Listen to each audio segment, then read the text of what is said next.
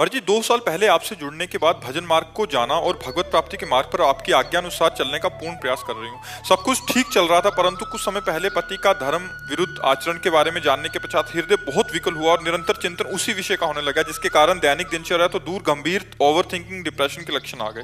मैं इससे उभर पाने में पूर्ण असमर्थता का अनुभव कर रही हूँ। मेरा चिंतन भगवान से हटकर निरंतर इस बात पर स्थित हो गया। महाराज जी, क्या ये अंतिम गति में बाधा उत्पन्न करेगा? बहुत बड़ी बाधा हो जाएगी।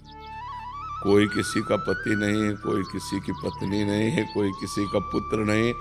अगर अपने धर्म से कोई चलता है तो हम धर्म पालन के लिए उसका सहयोग करते हैं, और अधर्म से चलता है तो अंदर से संबंध हटा दें, नहीं तो ममता से ही तो नाश होता है। और भगवान कहते सबकी ममता ताग बटोरी, मम पद मनहि बांध बर डोरी। अब मान लो पति दुराचार में स्थित हो जाए तो तुम्हारी बुद्धि इसी बात से विकल हो जाएगी कि हमें छोड़ दिया, हमारा संबंध शिथिल हो गया, वो दूसरे से संबंध कर रहा है। अब आपका जो संबंध भगवान का था उस पर ध्यान ही नहीं दे रहे कि भगवान ने हम पर कृपा की, चलो पिंड छूटा।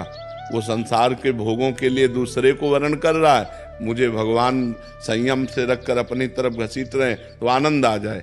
अभी आनंद आ जाए कि छोड़ो, तुम्हें तो छोड़ना ही था, आज नहीं तो कल छोड़ देते हमें, क्योंकि कौन मेरे साथ जाता।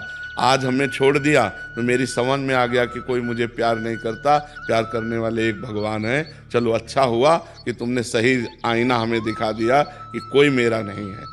अगर ये सद्भाव लाओ तो अभी भजन और बढ़ जाए कि हे भगवान, अब तो आपके सिवा कोई है नहीं। और जब पति प्रियता जागृत होगी तो ये होगा कि देखो ये हमको छोड़कर दूसरे की तरफ, तो फिर सारी बुद्धि उधर ही चली जाएगी और राग द्वेष में फंसकर ये जन्म बर्बाद हो जाएगा और कुछ नहीं।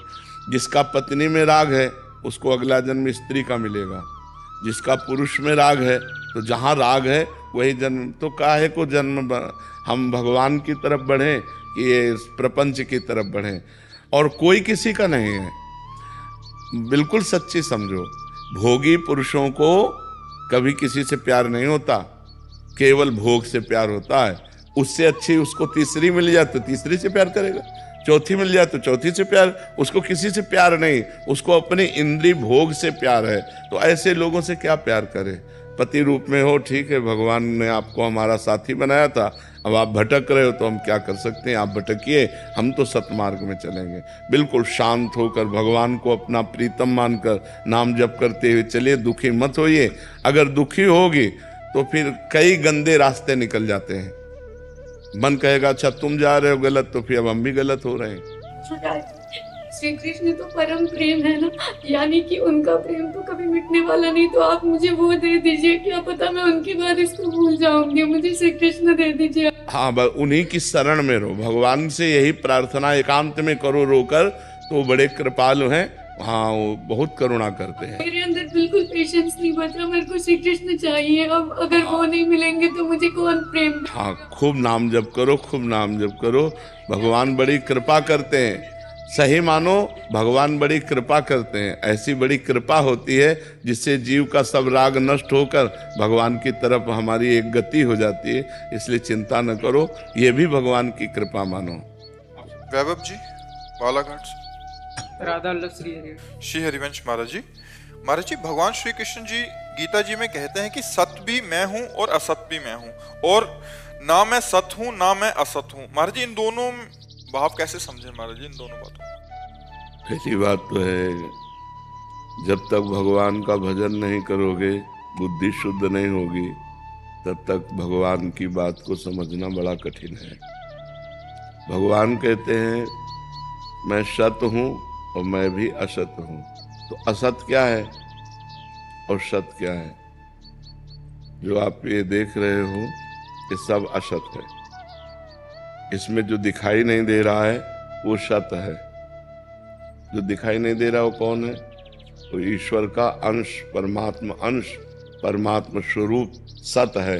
वो दृष्टि से कहाँ दिखाई दे रहा है? और जितना दृष्टि से दिखाई दे रहा है, गो गोचर जहाँ लग मन जाई, सो सब माया जानो भाई। जहाँ तक हमारी दृष्टि जाए, जहाँ तक हमारी इंद्रियां जाएं, जहाँ तक हमारा मन जाए, वो सब माया है। जहाँ मन का प्रवेश नहीं है वो सत है, वो अपना स्वरूप है। जो अंतःकरण को बाधित करके अपने स्वरूप को पहचान लेता है वो भगवत स्वरूप हो जाता है। तो भगवान सत स्वरूप है, तो फिर ये क्या है? बोले ये असत है, तो ये भी तो भगवान है। जैसे सोना जब गहना नहीं बना था तब सोना था, जब गहना बिगड़ जाएगा तो भी सोना रहेगा, तो बीच में क्या है? सोना ही तो है। जब ये मनुष्य शरीर तुम्हें नहीं मिला था तब तुम परमात्मा स्वरूप थे, जब ये नहीं रह जाएगा तब तुम परमात्मा स्वरूप हो जाओगे, तो बीच में कौन है? परमात्मा स्वरूप ही तो है। तो ये जो सृष्टि प्रकट हुई वो स्वयं परमात्मा ही बना, कोई और नहीं बना। वही पंचभूत बना, वही इंद्रियां बना, वही मन बना, वही पूरा जगत बन गया। वासना वासुदेवस्य वासितम भुवनत्रयम् सर्वभूत निवासोस्मि वासुदेव नमोस्तुते। वो वासुदेव भगवान अपनी ही इच्छा से अपने आप को इस संसार के रूप में प्रकट कर लिया। तो जब बोध होता है तो होता है वासुदेवा सर्वमित समात्मा सुदुर्लभा। सब भगवान वासुदेव है, पूरे के पूरे, इतना भी कुछ नहीं है, केवल भगवान ही भगवान है। बात समझ में आई? तो पहले सिद्धांत ब्रह्म सत्यम जगन मिथ्या। पहले हम ब्रह्म को सत्य मान करके जगत को मिथ्या जान करके इसका त्याग करते हैं। जब जगत का त्याग होकर ब्रह्म स्वरूप में स्थित होते हैं तो सर्वम खलमिदम ब्रह्म, सब ब्रह्म ही है। अब जो भगवान ने कहा मैं सत और असत दोनों से परे हूँ, जैसे हमारा ये शरीर असत है, ये भगवान नहीं है। हमारा जो स्वरूप है भगवान का अंश है, पुरुष, लेकिन पुरुषोत्तम उससे भी परे है। हम इतना ही जान लिया तो सब कुछ नहीं जान लिया। वेद नेति नेति कहते हैं, इसलिए वो सत्य भी है, वो असत्य भी है, वो सत असत दोनों से परे भी है। तो भगवान का स्वरूप ये जितने भी आप देख रहे हो पूरे के पूरे भगवान के स्वरूप हैं। पर कहाँ भगवान है? जब तक हमें ज्ञान नहीं होगा तब तक हमें अनुभव में नहीं आएगा। वो असत भी है, वो सत्य भी है, ना वो सत है ना वो असत है। वो क्या है आज तक पूर्ण रूप से कोई नहीं वर्णन कर पाया। वेद भी नेति नेति करके वर्णन करते हैं, तो इसीलिए संत महात्मा जन अनुभव कर लेते हैं, अनुभव करके उन्हीं में लीन हो जाते हैं। जैसे समुद्र की तरंग समुद्र ही है, वायु विकार होने के कारण तरंग नाम पड़ा, जहाँ वायु विकार हटा तो समुद्र में लीन हो गई। समुद्र से करोड़ों तरंग उत्पन्न होती है, लेकिन एक तरंग क्या समुद्र उत्पन्न कर सकती है? क्या नहीं कर सकते ना। ऐसे ही हम करोड़ों अंश रूप में भगवान के हैं, लेकिन भगवान तो समुद्र है। हम जैसी तरंगे भगवान रूपी समुद्र में करोड़ों असंख्यों अरबों अनंतों प्रकट होती हैं, लेकिन एक तरंग की ताकत नहीं कि समुद्र प्रकट कर दे। वायु हटा वो समुद्र रूप हो गया। तो माया का विकार होने के कारण हम ब्रह्म से विलग अपने को मानकर स्त्री पुरुष जड़ चैतन्य भेद देख रहे हैं। और जब माया का विकार हटा तो सब लहरें समुद्र ही है, वो शांत समुद्र हो गया। तो परमात्मा को जानना पूर्ण रूप से वो अनुभवगम्य है, अनिर्वचनीयम स्वरूपम। परमात्मा का क्या स्वरूप है? वो अनिर्वचनीय है। वो सत्य भी है, वो असत भी है, वो सत और असत दोनों से परे भी है।